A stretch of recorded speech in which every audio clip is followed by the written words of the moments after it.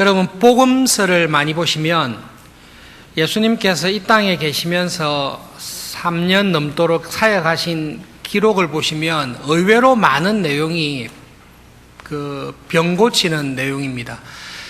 예수님의 사역은 크게 두 가지로 나누어 볼 수 있습니다. 산상수훈처럼 하나님 나라에 대한 선포, 그리고 복음이 무엇인지, 구원이 무엇인지에 대해서 가르치는 내용이 많이 있습니다. 그 가르치는 내용 속에는 하나님의 복음을 오해한 대제사장이나 서기관들이나 바리새인들과 논쟁한 부분들도 있습니다. 그리고 제자들에게는 앞으로 진행될 하나님 나라에 대한 것들도 많이 말씀하신 내용이 있습니다. 큰 부분의 반은 가르치시고 선포하신 내용입니다. 예수님의 사역의 또 다른 반은 병자를 고치시고 귀신 들린 자들에게서 귀신을 쫓아내시고 기적을 행하신 일들이 많이 기록되어 있습니다. 마태복음이나 공관복음서를 쭉 읽어보시면 의외로 그냥 넘어가기 쉬운 부분이 오늘 읽었던 내용입니다. 예수님께서 베드로의 장모의 열병을 고쳐주셨습니다. 우리는 더 이상 놀라지 않습니다. 왜냐하면 나병 환자를 고친 것을 봤고 백부장의 하인이 심한 중풍에서 낫는 것을 봤기 때문에 의사인 누가가 심한 열병으로 알아 누워 있었다 이렇게 이야기해도 이 병이 좀 이렇게 의사도 고칠 수 있는 수준으로 내려왔기 때문에 예수님께서 고치셨네 넘어갑니다. 귀신 들린 사람들을 많이 데리고 왔습니다. 소문이 퍼졌으니까 가버나움 동네에 베드로의 집 근처에 살고 있는 사람들 중에 귀신 들린 사람들을 많이 데리고 왔는데 한마디 말씀으로 귀신을 다 쫓아내셨습니다. 그리고 모든 병자들을 예수님께 다 데리고 왔는데 다 고쳐주셨습니다. 특별히 몸이 안 아픈 사람들은 이런 구절 읽을 때 별로 관심을 기울이지 않습니다. 명의라는 텔레비전 프로그램이 있습니다. 혹시 보신 적이 있습니까? 명의라는 프로를 보면 우리나라의 정말로 훌륭한 의사들에 관한 내용입니다. 굉장히 인상적이었던 것은 그 명의를 만나서 몸이 치유를 받은 환자들의 내용이 굉장히 인상적이었습니다. 그 명의를 만나기 전에는 질병으로 인해서 정상적인 생활이 불가능한 분들도 많이 있었습니다. 암이나 심각한 병으로 저 명의를 안 만났더라면 살아 있었을까를 정말로 염려하게 되는, 그리고 그 명의를 만남으로 말미암아 삶의 질이 완전히 변화된 환자들의 이야기를 들으면서 역시 영적인 지도자도 제대로 된 사람을 만나야 신앙생활을 바로 하듯이 육신의 의사도 저런 명의를 만나야 몸이 고생을 안 하고 건강하게 살 수 있거나 굉장히 감명을 받게 되었습니다. 예수님께서 명의이십니까? 라는 질문이 우리들에게 있습니다.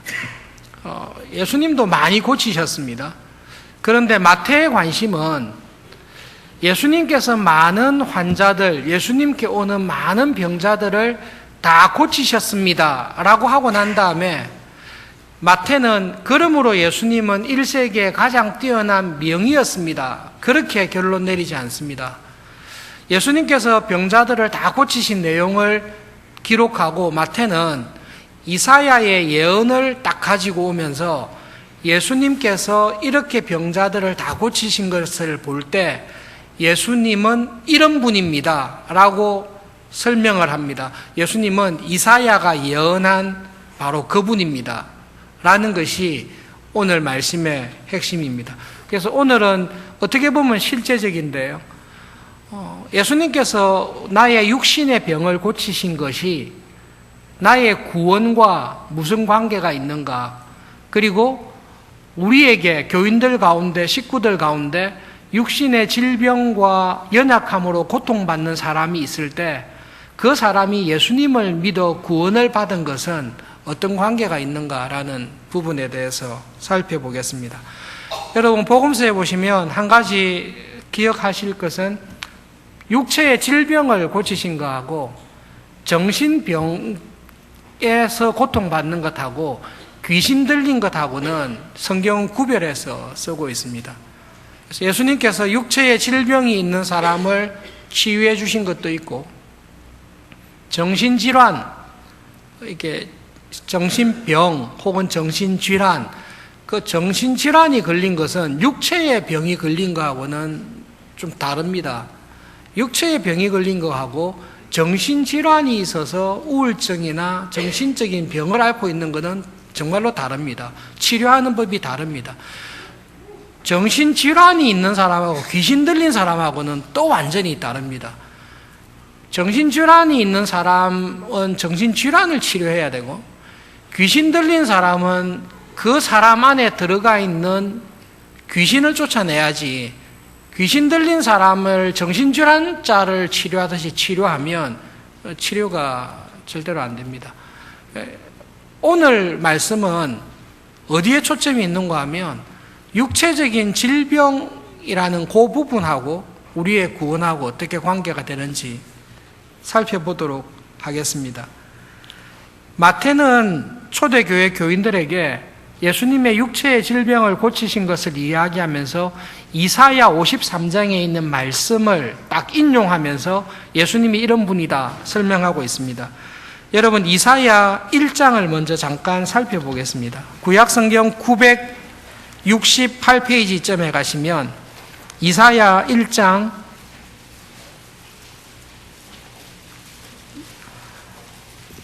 2절부터 6절까지 한 절씩 교독하겠습니다. 이사야 1장 2절부터 6절까지입니다. 하늘이여 들으라, 땅이여 귀를 기울이라. 여호와께서 말씀하시기를 내가 자식을 양육하였거늘 그들이 나를 거역하였도다.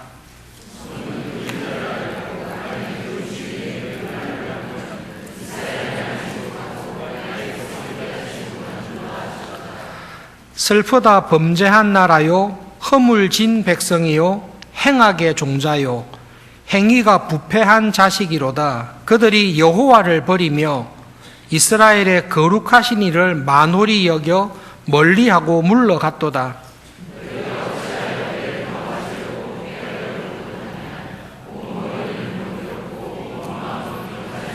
함께 읽겠습니다. 발바닥에서 머리까지 성한 곳이 없이 상한 것과 터진 것과 새로 맞은 흔적뿐 이거늘 그것을 짜며 싸매며 기름으로 부드럽게 함을 받지 못하였도다. 여러분, 이사야는 구약의 복음서라고 할 정도로 중요한 구원에 관한 예언을 하고 있습니다. 이사야 1장에서 우리에게 한 가지 분명하게 이야기하는 것은 우리의 죄와 우리 육신의 연약함과 질병은 함께 가는 것으로 그렇게 되어 있습니다. 이사야가 예언을 할 때에 슬프다, 하나님 앞에서 죄를 범한 백성들이여 하나님 앞에 범죄하고 그로 인하여 참 생명의 근원인 하나님과의 교제가 단절되어서 그 하나님으로부터 분리되어 있는, 죄로 말미암아 분리되어 있는 사람들을 이야기합니다. 하나님과 관계가 죄로 인하여 깨어져 있으면 영혼은 죽은 상태에 있습니다. 그 사람이 영적으로 하나님과의 교제에서, 생명에서 단절되어서 죽어 있다라는 것이 우리의 육체의 연약함과 질병으로 나타나게 되어 있습니다. 여러분, 오늘 말씀을 묵상하실 때 마태가 기록한 예수님의 사역을 생각하실 때 반드시 기억해야 될 게, 하나님께서 우리를 지으셨을 때는 영혼과 육체를 함께 붙여놨다는 것을 꼭 기억하셔야 됩니다. 천사들은 육체가 없습니다. 천사가 타락한 사탄이나 악한 영들도 육체가 없습니다. 그런데 하나님께서 사람을 지으실 때, 창조하실 때에 사람은 영혼과 육체를 딱 붙여놨습니다. 다른 짐승들과 똑같이 흙에서 사람을 딱 만드셨습니다. 하나님께서 흙에서 사람의 딱 모양을 만들었는데 흙에서 만들지 않은, 흙에서 나오지 아니한 하나님께서 생명을 딱 만드셔서 이 흙에서 만든 인간의 육체와 딱 붙여버렸습니다. 그렇게 되었을 때 사람이 되었습니다. 성경에서 이야기하고 있는 우리의 본질에 대한 중요한 것은 우리는 육체와 영혼이 함께 있습니다. 그리고 이 육체와 영혼이 항상 붙어 있게 되어 있습니다. 우리가 영혼과 육체가 분리될 때가 있는데요. 그게 육체가 죽을 때입니다. 영혼과 육체가 분리되어서 육체가 죽으면 육체는 흙으로 돌아가고 썩습니다. 영혼은 썩거나 죽는 일이 없습니다. 그리고 이 영혼이 예수님의 재림 때에 지금 입고 있는 육체가 아니라 부활하신 예수님이 입으신 새로운 육체를 입게 됩니다. 예수님께서 재림할 때에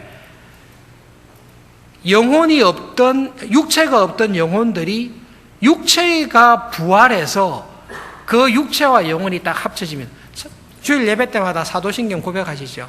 성령을 믿사오며 우리의 몸이 다시 살 것을 믿습니다. 우리 영혼은 안 죽기 때문에 영혼이 부활한다, 이거는 전혀 맞지 않습니다. 우리 육체가 부활합니다. 그리고 새롭게 된 육체와 함께 우리의 영혼이 온전한 사람이 되어서 새하늘과 새 땅에서 하나님의 나라에서 영원히 살 거다. 그때 우리는 영혼과 육체가 붙어 있습니다. 그렇기 때문에 사람이 영혼과 육체가 분리되어 있는 것은 이건 비정상적인 상태입니다. 이걸 중간 상태라 그러는데요. 어중간한 상태라고 생각하시면 됩니다. 중요한 것은 하나님께서 우리를 사람을 지었을 때 우리의 영혼과 육체는 항상 함께 움직이게 되어 있고 함께 가도록 되어 있습니다. 우리가 타락했습니다. 우리의 영혼이 타락해서 하나님과의 교제가 끊어지고 죄가 들어오게 되었습니다. 그럼 우리의 영혼은 죽었습니다. 살아있으나 죽었습니다. 우리의 육체는 참 생명의 근원인 하나님과 단절됨으로 말미암아 생명과 생기가 없어지고 타락과 부패와 질병 가운데 고통을 당하고 있습니다. 이사야가 지금 그 이야기를 하고 있습니다. 우리가 범한 죄와 그 죄의 결과인 육체의 질병은 우리가 죄인이라는 것, 우리가 죄를 범한 상태에 있다는 것을 보여준다. 그것이 1장의 내용입니다. 그리고 여러분, 오늘 마태가 인용한 이사야 53장 2절을 꼭 보셔야 됩니다. 1033페이지에 가시면 이사야 53장 4절과 5절을 한 절씩 교독하겠습니다. 이사야 53장 4절과 5절입니다. 그는 실로 우리의 질고를 지고 우리의 슬픔을 당하였거늘 우리는 생각하기를 그는 징벌을 받아 하나님께 맞으며 고난을 당한다 하였노라.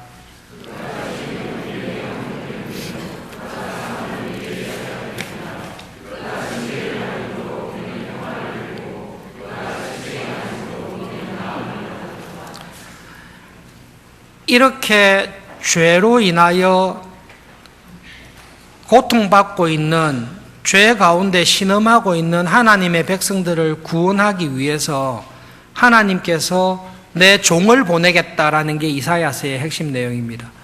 그리고 그 여호와의 종이 메시아로서 이스라엘 백성들을 그 죄와 죄로 인한 육체의 모든 질병에서 구원하는 메시아가 올 것이다라는 예언을 53장에서 하고 있습니다. 4절에 이렇게 이야기합니다. 그 여호와의 종이 우리의 질고, 여러분 질고라기보다는 질병이라고 하시는 게 정확하고 알기 쉽습니다. 여호와께서 준비하신 종은 우리의 질병을 자기가 다 지었습니다. 우리의 죄로 인한, 타락으로 인한 우리의 연약함으로 경험하는 모든 우리의 슬픔을 그 여호와의 종이 다 받았습니다. 어떤 사람이 있습니다. 되게 아픕니다. 그리고 육신의 연약함으로 인한 모든 슬픔이 그에게 다 있습니다. 머리부터 발끝까지 안 아픈 데가 없고 하나님의 징계를 안 받은 곳이 없습니다. 그거를 봤을 때 이사야는 저 사람의 육체가 저렇게 질병과 연약함과 슬픔 가운데 있는 것은 그가 하나님과 분리되어 하나님 앞에 죄를 범했기 때문이다. 참 생명이신 하나님께 딱 붙어 있으면 하나님으로부터 생명과 온전함이 나오는데 저 사람은 하나님과 죄로 인하여 분리되었기 때문에 모든 질병과 연약함과 고통을 다 당하고 있는 것이다. 어떤 사람이 온갖 병을 다 가지고 있습니다. 연약함으로 인한 슬픔을 다 당하고 있습니다. 그러니 당연히 이렇게 생각하죠. 아, 저 사람은 하나님께 죄를 범해서 징벌을 받고 있구나.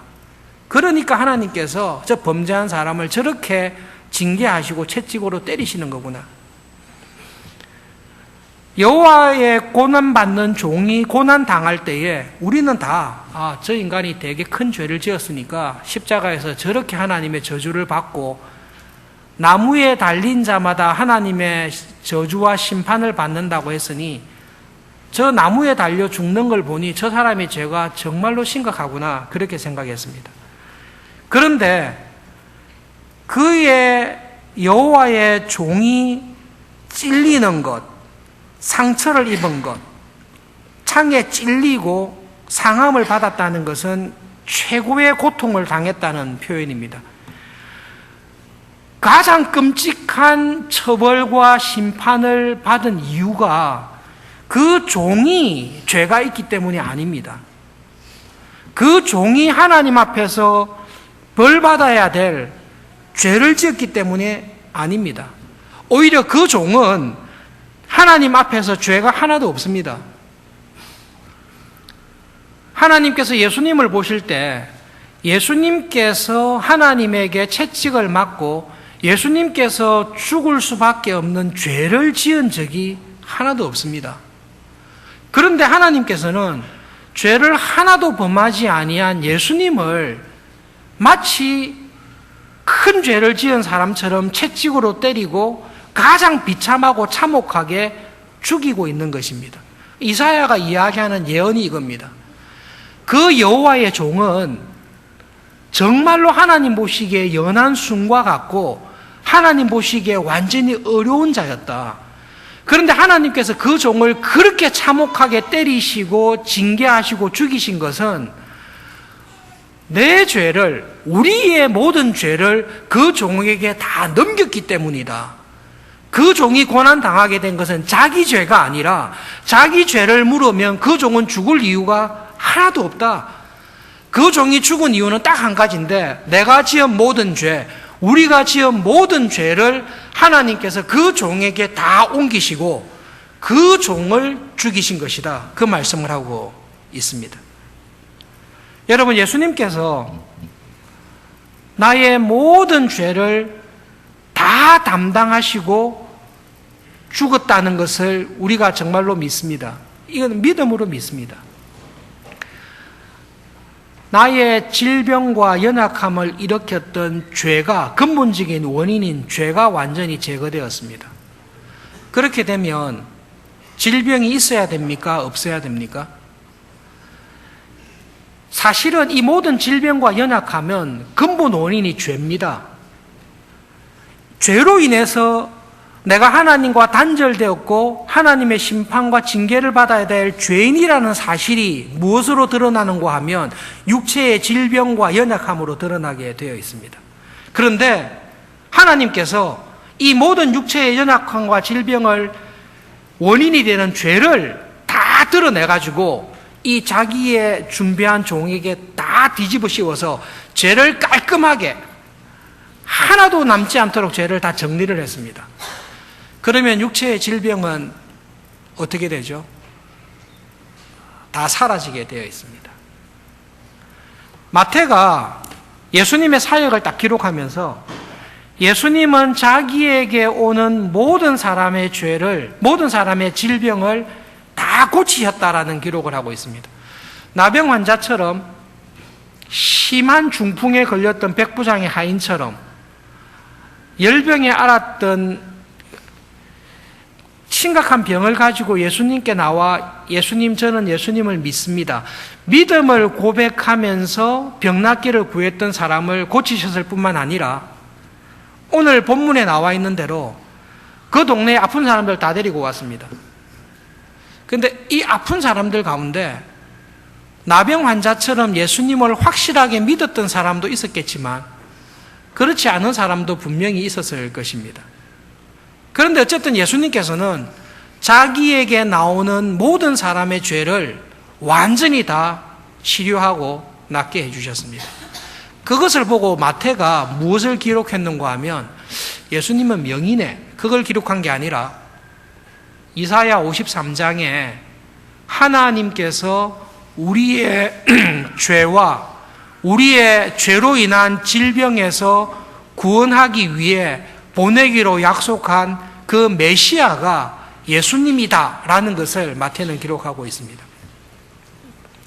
예수님께서 메시아로서 구원자로서 하신 일은 하나님과 우리의 사이를 단절시켰던 모든 죄를, 내가 지은 모든 죄를 예수님께서 다 짊어지시고 그 죄를 용서하신 것입니다. 여러분, 죄가 다 용서되면 죄의 결과인 육체의 질병도 다 낫게 되어 있습니다. 예수님께서 그것을 보이시기 위해서 질병을 치료하고 계십니다.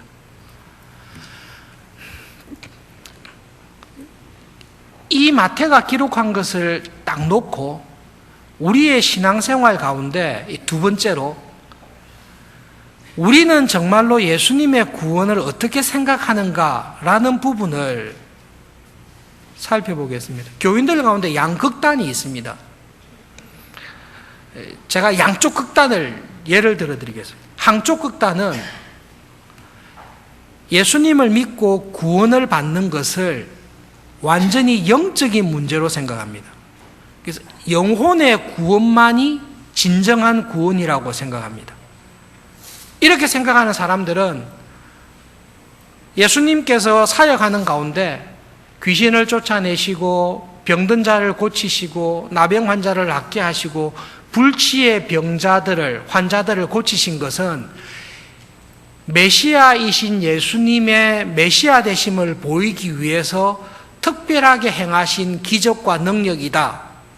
그렇게만 생각을 하고 우리의 구원은 영혼의 구원이기 때문에 영혼이 구원받으면 되지 굳이 나의 육체의 질병이, 육체의 병이 구원받음으로 인해서 나아야 된다거나 육체의 병을 가지고 예수님 고쳐주십시오 라고 기도할 문제는 아니다라고 생각하는 사람이 있습니다. 실제로 그런 사람들이 있습니다. 반대 끝에 있는 사람이 있어요. 한쪽 극단은 뭔가 하면 예수님께서 우리를 구원하신 것은 영혼을 구원하셨을 뿐만 아니라 우리의 모든 죄를 다 씻어주셨으니 우리 육체에 있는 모든 병도 다 나아야 된다. 이것이 구원이다라고 생각하는 사람이 있습니다. 그래서 이쪽 끝에 있는 사람은 뭐라고 주장하는가 하면 당신이 예수님으로 말미암아 영혼의 구원을 받았고 모든 죄 사함을 받았으면 당신의 몸에 있는 모든 병들과 연약함도 죄의 결과이니 죄가 완전히 용서받았다면 당신이 믿음으로 기도하면 모든 육체의 병이 다 나아집니다. 육체의 병이 안 낫는 이유는 믿음이 없기 때문입니다. 아니면 충분히 간절히 열심히 기도 안 했기 때문입니다. 구원을 받은 것은 영혼과 함께 육체와 구원을 받기 때문에 정말로 믿음으로 구원받은 사람은 육체의 모든 질병에서 반드시 나아야 되고 낫게 되어 있습니다. 라는 양쪽 극단이 있습니다. 한쪽은 구원을 영적으로 영혼의 구원만으로 생각하고 한쪽은 구원받았으면 육체의 모든 질병, 연약함에서 다 치유받아야 된다라고 생각을 하는 교인들이 있습니다. 여러분 이 양쪽 가운데 어느 쪽에 가깝습니까? 일반적으로는 몸이 건강한 사람들은 이쪽에 훨씬 가깝습니다. 그리고 신앙생활을 잘하고 경건하다라고 하는 사람들은 이쪽에 훨씬 가깝습니다.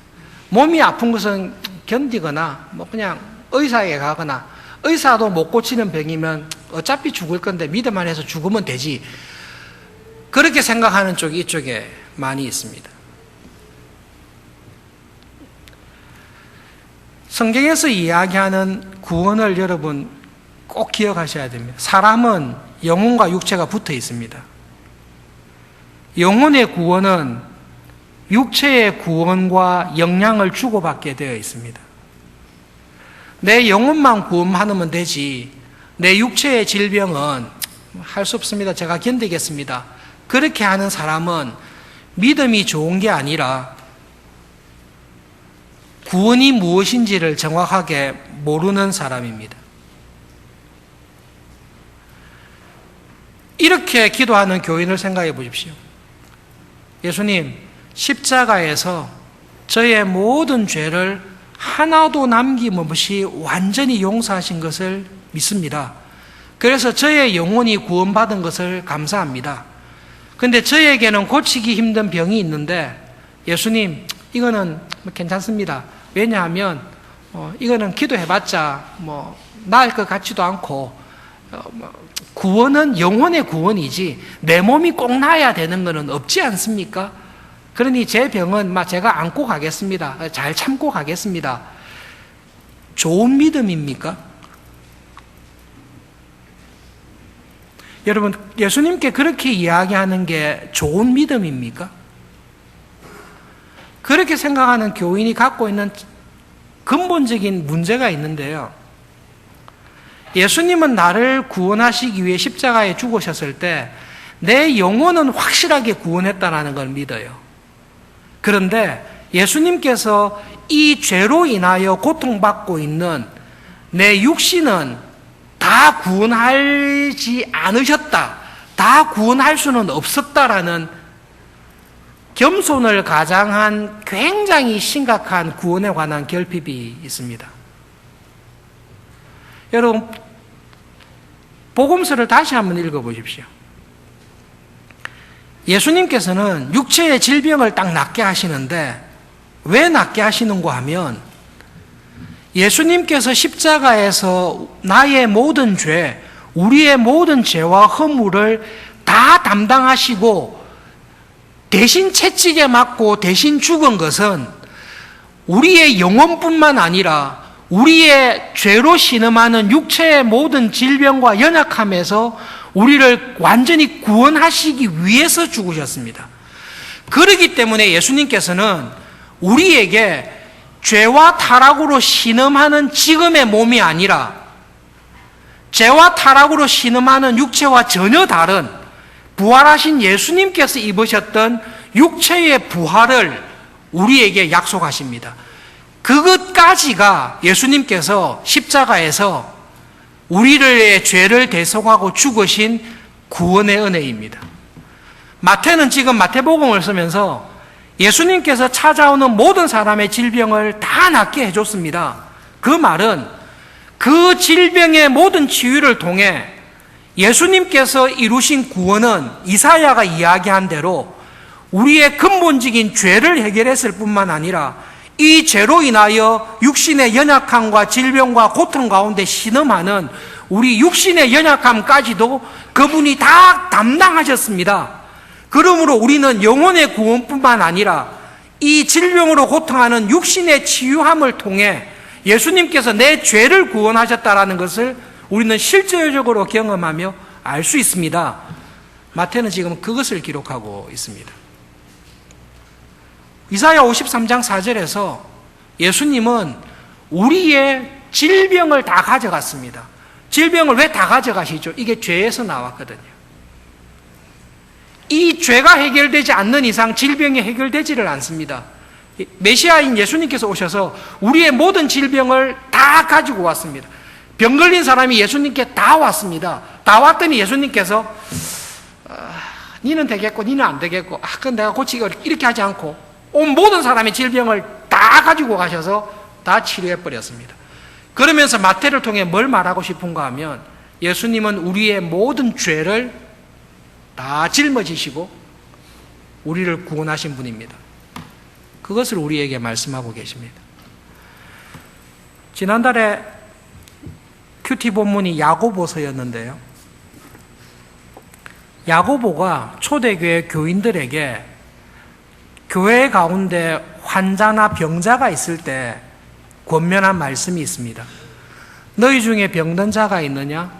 병든 자는 교회의 장로님들을 청하여 기도하라고 이야기하고 있습니다. 장로님들을 청해서 기도하면 장로님들이 병 고치는 은사가 있습니까? 그렇지 않습니다. 야고보가 교인들 가운데 병든 자가 있느냐? 교회의 장로들을 청하여 기도하라는 것은 교회의 기도를 부탁해라라는 말씀입니다. 장로가 간다라는 것은 개인이 가는 게 아니라 교회의 직분자인 장로가 간다는 것은 교회가 그 사람을 교회의 이름으로 신방하고 교회의 이름으로 가서 기도하는 것입니다. 예수님께서 많은 병자들을 고치시는 것을 보았던 제자들이 교회를 만들고 초대교회 교인들 가운데 여전히 병자들이 있습니다. 지금도 우리 교회도 주님 재림하실 때까지 병자들이 있습니다. 그럴 때 교회에 나의 육체의 질병을 알리는 것입니다. 베드로의 장모님이 심한 열병으로 고통받고 있습니다를 예수님께 알려줬듯이 육신의 연약함과 질병이 있는 교인이 교회에 기도에 부탁을 하는 것입니다. 그러면 교회는 그 환자의 집을 방문해서 교회의 이름으로 주님께 같이 기도하는 것입니다. 뭐라고 기도하는가 하면 예수님, 죄로 인하여 우리의 영혼이 죽었고 죄로 인하여 육신의 모든 질병과 연약함으로 고통받고 있는 우리의 연약함을 불쌍히 여기시는 예수님, 이사야가 예언한 대로 우리의 모든 질병과 우리의 모든 연약함과 우리가 지은 모든 죄를 예수님께서 십자가에서 죽으심으로 완전하게 하나님 보시기에 정리하시고 그 모든 죄와 죄의 결과로부터 우리를 구원하신 십자가의 구원의 은혜를 우리 교회는 믿습니다.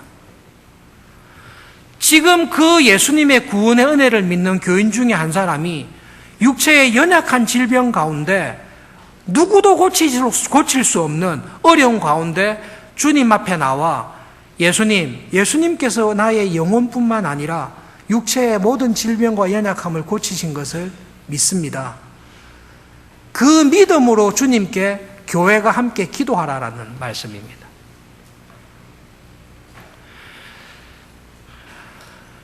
그 다음 문제인데요. 교회가 기도하면 다 낫습니까? 장로님들께서 가서 기도하는 교인마다 다 낫고 암이 다 낫고 이렇게 하면 우리 교회는 어떻게 되죠? 우리나라에서 가장 유명한 부자 교회가 될 것입니다. 나병 환자의 기도가 교회의 기도입니다. 나병 환자가 예수님께 딱 나와서 이렇게 했습니다. 예수님, 이미 예수님께서 십자가에 죽으심으로 저의 영혼의 구원과 저의 육체의 구원을 이미 완전히 이루신 것을 저는 믿습니다.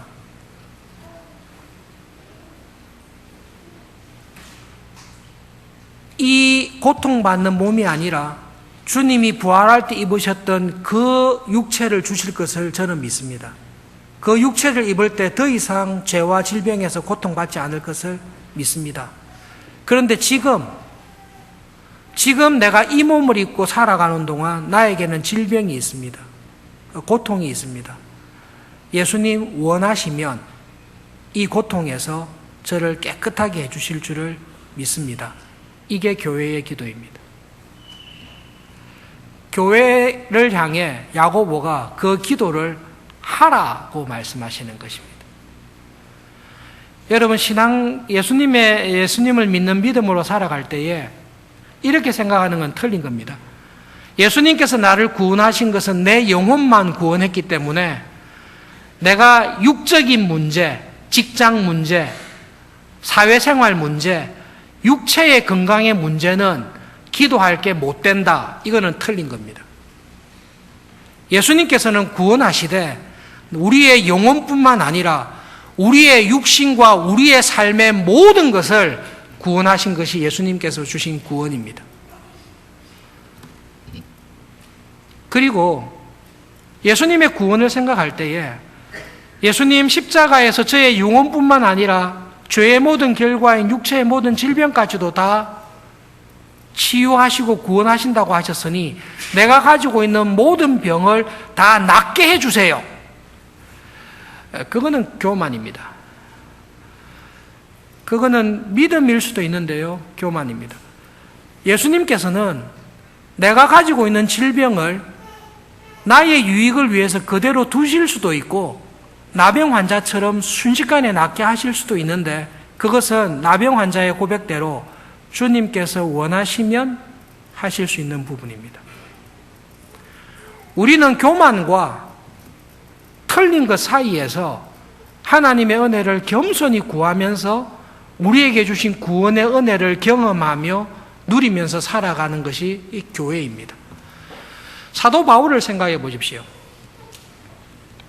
사도 바울처럼 예수님께서 십자가에 죽으신 구원이 우리의 영혼의 구원뿐만 아니라 우리 육신의 모든 연약함과 병들린 것을 구원하신다는 구원을 사도 바울처럼 확실하게 경험한 사람도 없습니다.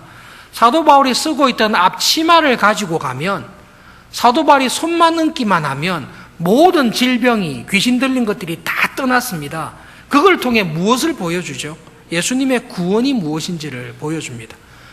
바울이 하나님께 간절히 기도했습니다.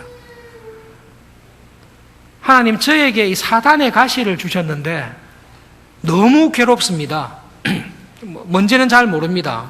안질이라고도 하고 간질병이라고도 하고 덩치가 크지 않은 사람이 40에 감한 몽둥이로 매를 5번 이상 맞았으니까 그 몸이 성하겠습니까?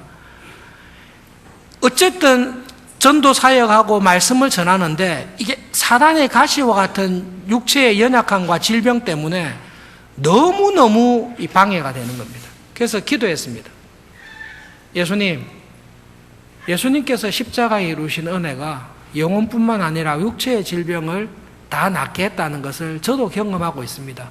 그러니 이 사단의 가시를, 이 육체의 연약함과 질병을 제거해 주십시오 라고 간절히 기도했습니다. 한두 번 기도한 게 아니라 3번이나 간절히 기도했습니다.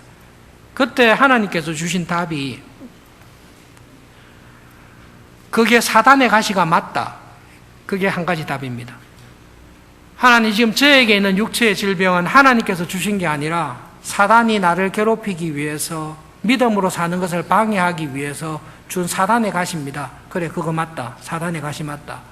그런데 사단의 가시가 너한테 있는 것이 너에게 더 큰 유익이 되기 때문에 내가 그것을 허락한 것이다. 그것이 하나님께서 바울에게 주신 답입니다. 하나님께서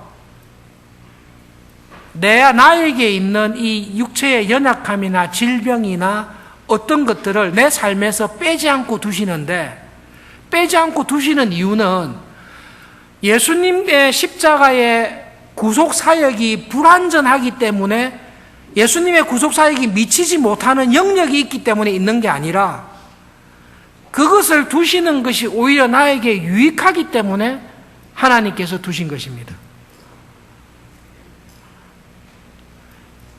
그래서 야고보는 교회를 향해서 이렇게 권면합니다. 교인들 가운데 아픈 자가 있느냐? 항상 있죠. 예수님 재림하실 때까지 이 땅에는, 교회에는 아픈 사람들이 항상 있을 것입니다. 그럴 때 교회에 기도 부탁을 해라. 그리고 교회는 육신이 연약하여 고통받는 교인을 위해 교회의 머리 대신 주님 앞에 나와 그 사람의 육신의 질병이 낫기를, 그 사람의 육신의 질병을 일으킨 죄가 있다면 죄 용서함까지 받도록 교회는 주님 앞에 나와서 기도해라. 그러면 주님께서는 그 교회의 기도를 들으시고 그 교회에 지체된 형제와 자매를 그 질병에서, 죄에서 건져내는 은혜를 교회가 경험하게 될 것이다. 그러면서 엘리야의 기도를 예를 딱 들고 있습니다.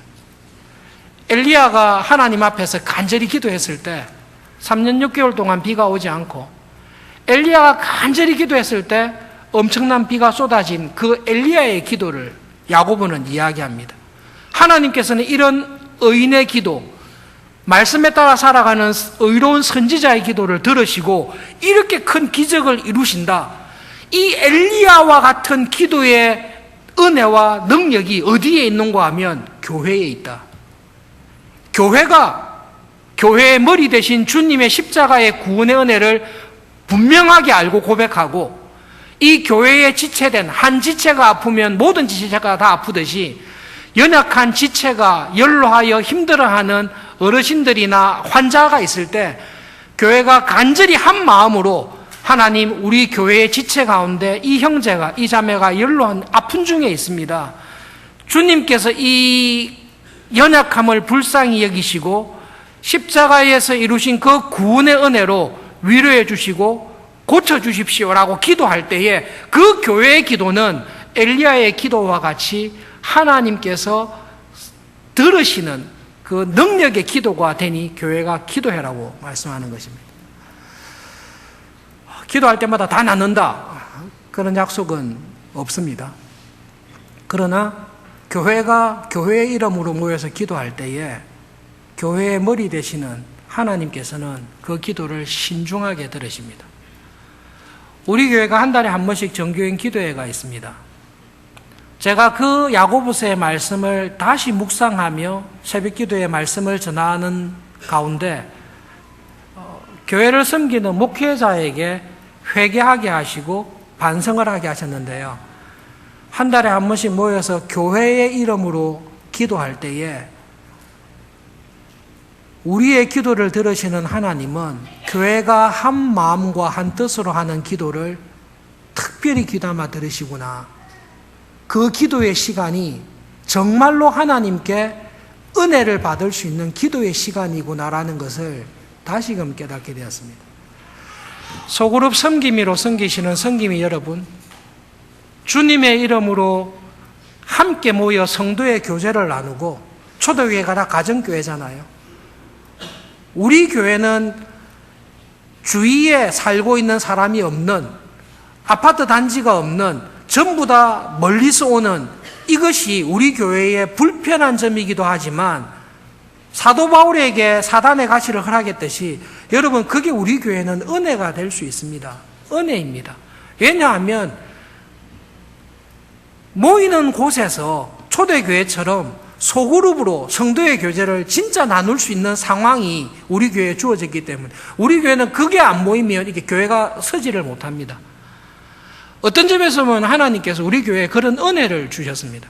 그러므로 소그룹 섬김이 여러분, 소그룹으로 매주 모이셔서 소그룹 식구들의 기도의 제목을 나누고, 영적인 문제든 육체의 문제든 삶의 문제든 직장의 문제든 그 교인의 기도를 딱 기도 제목을 가지고 하나님 앞에 기도할 때에 야고보서에서 주신 말씀을 항상 기억하시면서 기도에 확신을 가지고 즐겁게 기도하시기를 바랍니다.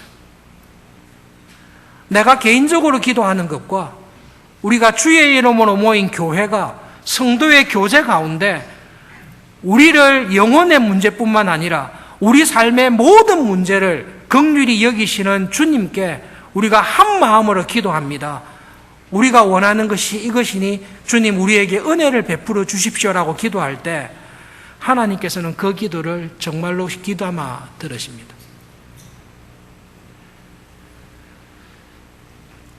결론적으로 마태가 예수님과 함께 다니면서 예수님께서 행하셨던 일들을 다 돌아보며 죽기 전에 교회를 향해서 편지를 딱 쓰고 있습니다.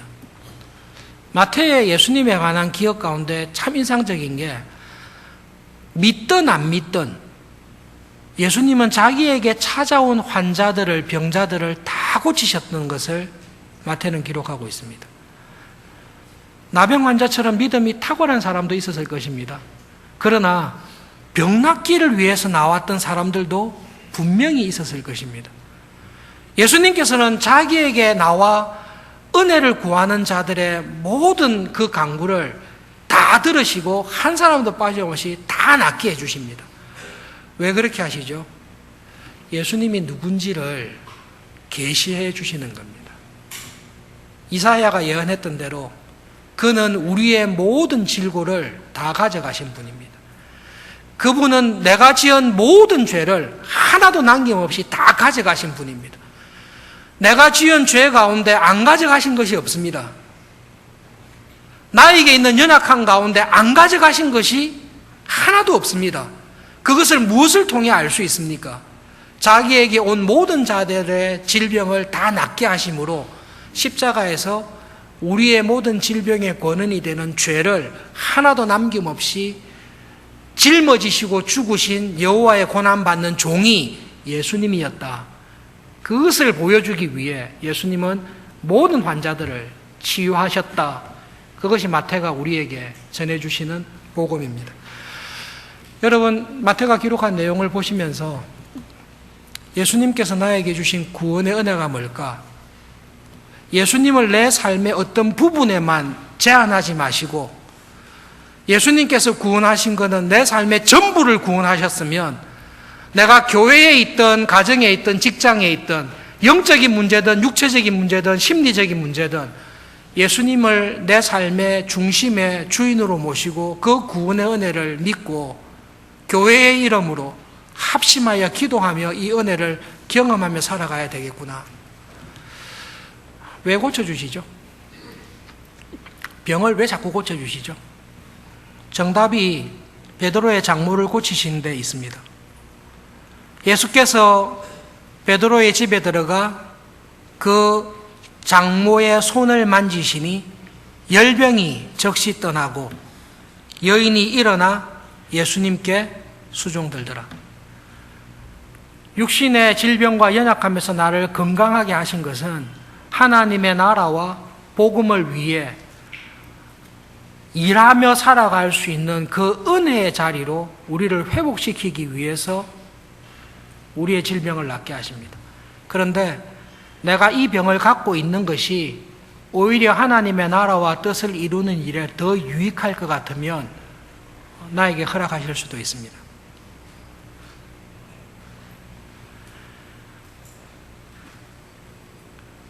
하나님, 이거는 이왕 들어주실 거 빨리 들어주시지 왜 이거를 5년이 지나도록 10년이 지나도록 20년이 지나도록 안 들어주시고 나를 괴롭히십니까?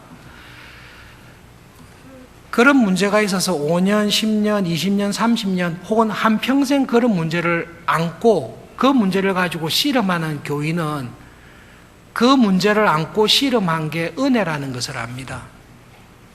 모르면 한번 해보십시오. 은혜라는 것을 압니다. 하나님, 만나를 주실 거면 일주일치를 한 달치를 왕창 주시지 째째하게 왜 하루치만 주세요? 그런데 그거를 40년간 그렇게 살았잖아요.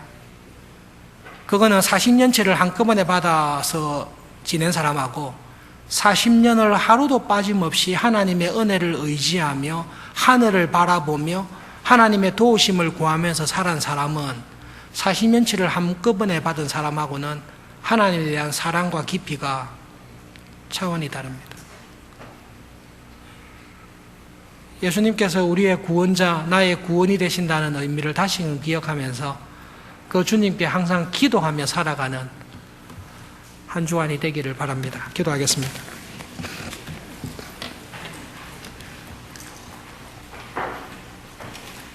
그가 찔림은 우리의 허물을 인함이요 그가 상함은 우리의 죄악을 인함이라. 그가 징계를 받음으로 우리가 나음을 입었고 그가 채찍에 맞음으로 우리가 온전하게 되었다라는 이사야의 말씀을 기억하며 감사합니다. 하나님, 이 시간 저희들의 믿음의 눈을 열어주십시오. 십자가에서 예수님께서 우리를 위해 이루신 그 구원이 그 넓이와 그 깊이가 얼마나 풍성한지를 바라볼 수 있는 믿음의 눈을 주십시오. 하나님, 우리 교회에 그 구원의 주님을 바라보는 믿음 안에 연약한 교인들을 위해 기도하는 기도의 뜨거운 은혜가 우리 교회를 새롭게 하며 우리 교회를 살아있는 교회로 되게 하는 은혜를 주시옵소서. 소그룹으로 모여서 기도할 때마다 하나님, 교회의 기도를 귀담아 들으시고 큰 은혜로 갚아주시는 주님을 항상 기도하며 소그룹 모임을 통해 구원의 은혜와 즐거움이 날로 날로 풍성해지는 그런 교회 되게 해 주시옵소서. 예수님의 이름으로 기도합니다. 아멘.